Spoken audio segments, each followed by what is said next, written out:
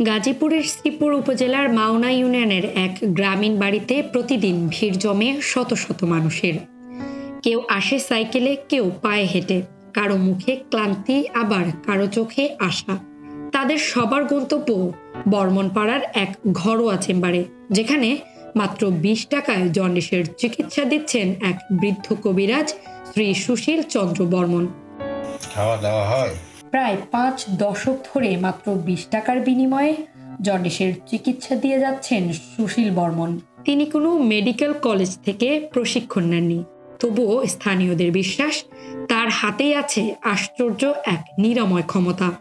স্থানীয়দের দাবি, খাদ্য নিয়ন্ত্রণের পাশাপাশি তার দৈনিক ভেষজ ওষুধ সেবনের মাধ্যমে সুস্থ হচ্ছেন রোগীরা। সুশীল চন্দ্র বর্মন দীর্ঘ ৩০-৩৫ বছর যাবৎ জন্ডিস রোগের চিকিৎসা করে আসছে। আমরাও তার কাছ থেকে খাইছি এবং দূর দূরান্ত থেকে এখনও লোক আসে ৩০-৩৫-৪০ কিলো দূরে থেকে, এবং এই ওষুধ খায় মানুষ উপকৃত হয়েছে। এই জন্য এই ওষুধের জন্য সবাই আসে। মোটামুটি আমি দেখতেছি যে ৩০ বছর যাবৎ সে চিকিৎসা দিতেছে। প্রথম ১০ টাকার বিনিময়ে কেউ ১০ টাকা দিছে, ওষুধ দিয়ে দিছে, না দিলেও দিছে। এখন ২০ টাকা করে নেয়। আবার এমন আছে কেউ যদি টাকা না দেয় এমনি ওষুধ দিয়ে দেয়, কাউকে ঘুরিয়ে দেয় না। সে আমি একজন মুদি দোকানি। আমি সুশীল চন্দ্র বর্মনের কাছ থেকে জন্ডিসের ওষুধ খেয়ে আমি আমার পরিবারের কয়েকজন খাইছি, তো আমরা ওষুধ খেয়ে মোটামুটি ভালো।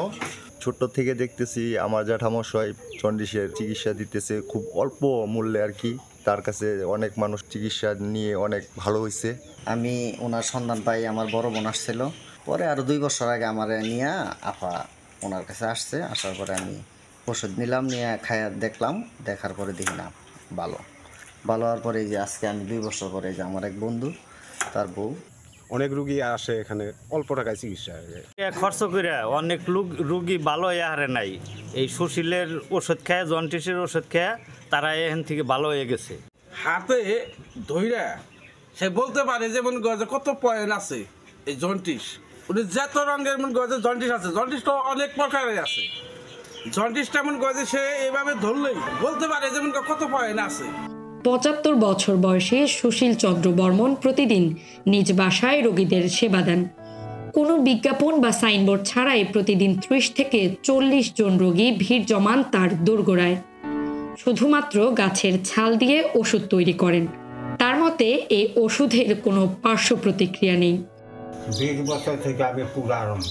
বর্তমানে যে সমস্ত রোগীরা সেবা যত্ন দিতে আসি, তারা উপকার পাইতে আছে, তারা আসে ওরকম ১৫-২০ জন প্রতিদিন। দূর দূরান্ত থেকে এই গাছগুলি আনি, ছাল বাকলা দিয়ে ওষুধ তৈরি করি, মানুষকে সেবা দেই।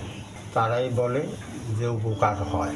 সুশীল চন্দ্র বলেন, আগে তিনি ১০ টাকা নিতেন, কিন্তু এখন গাছের ছাল সংগ্রহ করতে হয় টাঙ্গাইল, ময়মনসিংহ, জামালপুর আর নরসিংদী থেকে।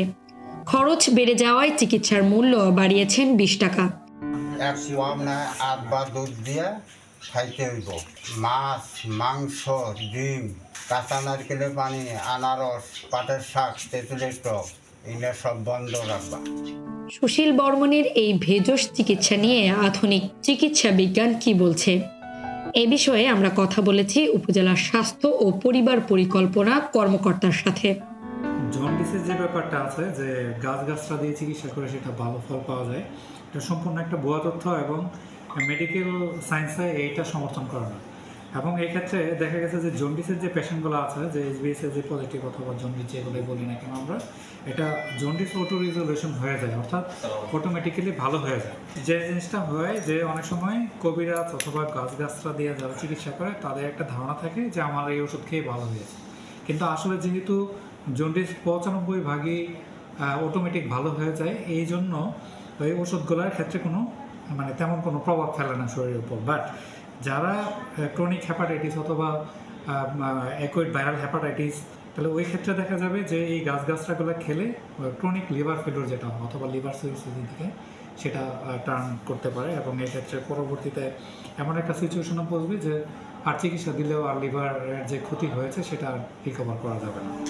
বিশ্বাস আর বিজ্ঞানের এই টানাপোড়েনে কোথায় দাঁড়িয়ে আছে শ্রীপুরের এই কবিরাজ? প্রশ্ন থেকেই যায়, দরিদ্র মানুষদের স্বাস্থ্যসেবা নিশ্চিত করার দায়িত্ব কার? সুশীল বর্মনের মতো মানুষরা যে শূন্যতা পূরণ করছে সেটা কি সরকারি স্বাস্থ্য সেবার ব্যর্থতার চিত্র নয়? একই সাথে সঠিক চিকিৎসা সম্পর্কে সচেতনতা বৃদ্ধির প্রয়োজনীয়তাও উপেক্ষা করা যায় না।